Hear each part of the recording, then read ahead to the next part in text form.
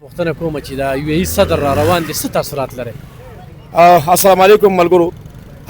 د یو ای صدر ته ډېر زیاته شکریا ادا کوم او کله چې دا فیلډ مارشل د پاکستان راغلی دی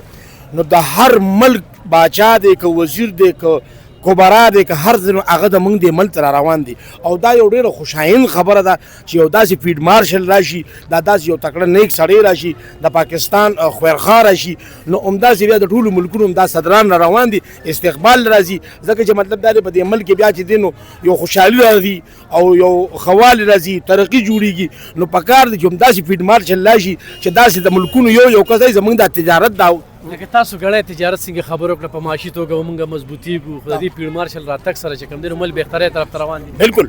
لکه څه وایم زموږ ملک تباه دی. ته به یو خبره وکړم که نه دا خلکو کوکله کړی دی خو دا ښه پاکستان دی چې ختمیږي نه او دا پکې ډېره خوشاین خبره چې داسې یو فیلډ مارشل راغی او داسې یو سړي را روان دي نو زموږ به ملک ترقي وکړي. یاره زموږ ملک چې ترقي وکړي دا پاکستان خو زموږ د دې نه خو موږ چې تهدیدي نه شو ځکه که زه نیم ته به نه بل به نه بل زموږ بچي به راشي دا واړه به راشي دا پاکستان دی خدای ښه کړي همداسې کسان دی ورته خدای راولي او همداسې کبرا کس دی داسې پیدا وي زموږ د پاکستان له ترقي ورکړي. کریډټ یې پوښتې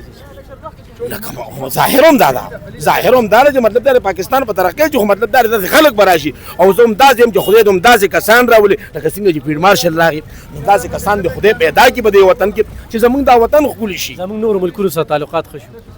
ډېر دې سره زموږ ګورل مطلب یو سړی تکړه راشي نو هر یو ملک چې دې ته ورشم او دې ځای کې زه کښېنم دې کې تجارت شروع کړم دې کې مطلب یو پروګرام شروع کړم نو چې هغه ځای نه پیسې راشي اټومیټک به زما پاکستان ښه کېږي.